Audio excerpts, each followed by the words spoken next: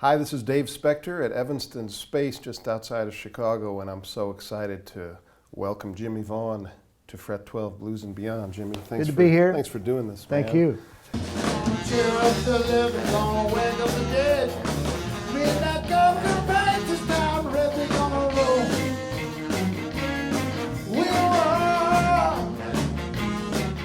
You know, I was just a kid that had blues records and lived in Dallas and had big dreams that I wanted to be a blues guitar player and a musician and do all this stuff. And I did it because I didn't know I couldn't do it. I didn't know any different. Yeah. You know, I just didn't know that I didn't think I could do it, but I didn't think there wasn't any reason, just did it. Yeah. And I've been so fortunate. I never dreamed in a million years that I could actually meet these people and get to play with them. Yeah. You know, I had It's My Life, Baby by Junior Wells and Buddy Guy. I had live at the Copacabana, Big Bill. Sure. What was his name? Big Bill. Big Bill Hill. Big Bill Hill. And that record is still, that was the first time I heard Buddy Guy. Mm-hmm. And you know, that record is wild. Yeah. And you know, Charlie Musselwhite told me he was actually there. Really? In the room when they recorded that at the club. Yeah. Buddy's talked about that too, because he said that's the first recording he ever did with his own band. Is that right? Yeah. You know, about half of it is in the studio with Right. live overdubbed. Yeah. But I mean, so was B.B. King's. I had an album that was a live B.B. King album, supposedly greatest hits or something. Okay. Like an old one, you know, Yeah. like on Kent or something, Mm-hmm. or one of those. Yeah. And you know, half of the songs were like overdubbed with people in the Yeah. studio. I always loved that. Yeah, it's hard to believe that Copacabana record's out of print. That is one of the greatest records Yeah. ever. I'd love to hear someday. Maybe we'll get to hear the stuff they didn't put on there. So back to Chicago, Jimmie. Okay. I know you've got some great stories about the players here and some of your heroes. Can you share one of those with us? One of the times we were playing the T-Birds, we got a gig at Kingston Mines or one of those places. Uh-huh. I'm not sure which one it was. Because we would play anywhere we could get a gig. And it was very exciting to come to Chicago. And we were playing at that place, Kingston Mines, I think it was, that's the one, I'm not sure. I know you also used to play Biddy Mulligan's. But it had a big window in the front. Yeah. And so, and the stage was right there. I Yeah. remember that. So we're set up and we're waiting in there. All of a sudden this limo pulls up. We're like, who is that? Well, it was Muddy Waters. He actually came to our gig in Chicago. Wow. And he sat in the front row. He sat just about as far as you are from me. And I'm standing there, and Muddy Waters is sitting in front of me with his wife. Oh, man. And he sat there the whole gig. He got there before the gig. He sat down and sat there the whole gig. And when the gig was over, he said, I really enjoyed it, guys. And he got in his limousine and drove off. Oh, man. And we were like, you know, to say that, I mean, you were thrilled and you were excited, but you were also nervous because Muddy Waters was sitting in front of you. Yeah. Wow. If you can imagine. So You must have been in heaven. I felt like a Boy Scout. Yeah. You know. Yeah. But he had a good time, and That's incredible. so I'll tell that story from now on because that's a feather. Yeah. You know. Oh, yeah, big one.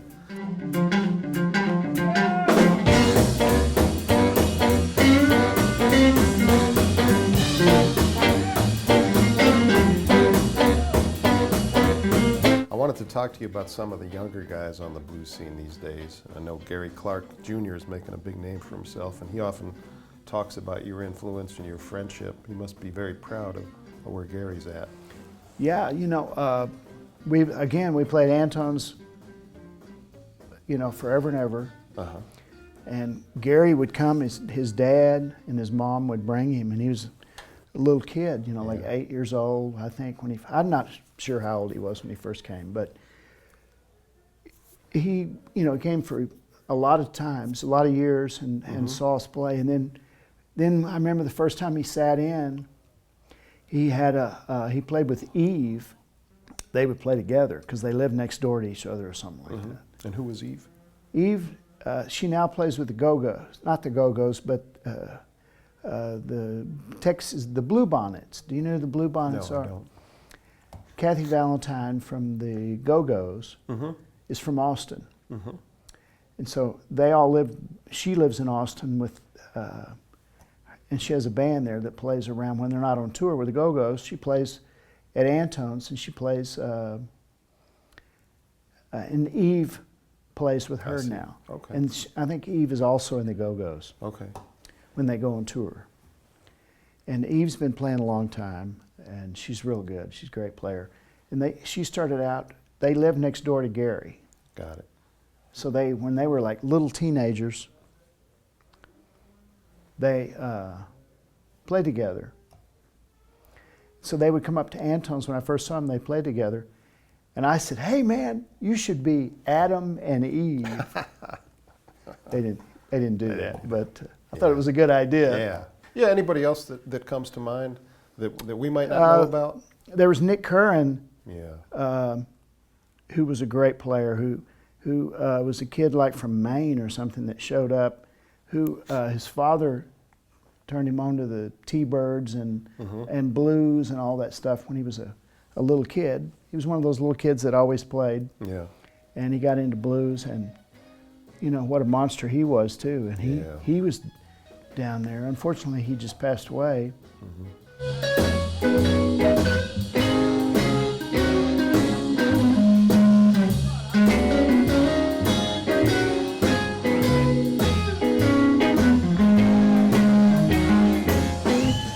Antone's was a lot of fun, and there was a lot of other clubs too. Sure. Before Antone's, we played, you know, anywhere and everywhere that we could. Yeah. And I think that's the best thing for people that like this kind of music, whether it's blues or jazz or even like old-timey kind of hard country or something. You got to play every night. You got to play. You got to play for people. Right. But you need to go get a band and go down to the beer joint and play every night, or at least that's what we got to do. Yeah. You know, in Austin and other places. Right. I heard about the Yardbirds. I remember when like the British invasion came out and all that stuff. And then a friend of mine called me up, and his uncle had been to London, and he came back and he had this record called Blues Breakers. He said, you got to hear this guy. His guitar sings, he says. Yeah. So he plays me Eric Clapton over the phone. It was just, you know, exciting to be, you know, all young and hear all this great music coming from everywhere. Right. And now you're playing with them. And so I think in the 80s, I think after the T-Birds' first record came out, is that he hired us to go and open for him on a tour. Okay. And that's when we first met him. I got to play with him several times. And then when Stevie got killed, you know, I was just sort of at home. I didn't want to go out and play gigs because they all wanted to talk about how sorry they were about what had happened about Stevie, and I didn't want to face it, you know. I didn't want to face all the people were being nice, and they wanted to tell me, you know, what kind of experience they had and how much it meant for them and all this stuff. But I just couldn't handle it. So I played at home, and you know, for 3 or 4 years, and didn't really play much out.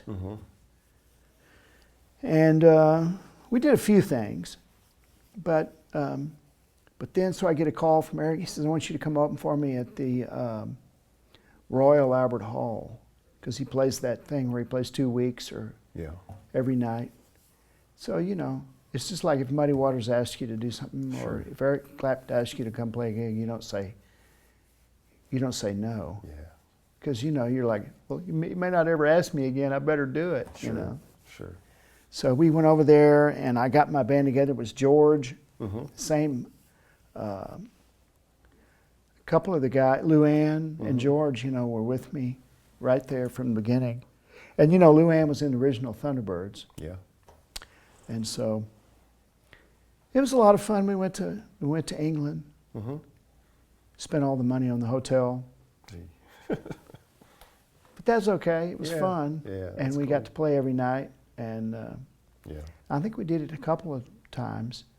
And then we've done several tours with him. And I'm just, Eric sort of, you know, is sort of big brotherly to me, you know. Yeah, that's great. But so has Buddy Guy, and all those guys have been, you know, so great. I never dreamed in a million years that I would get to meet these guys, much less play with them. Yeah, that's right.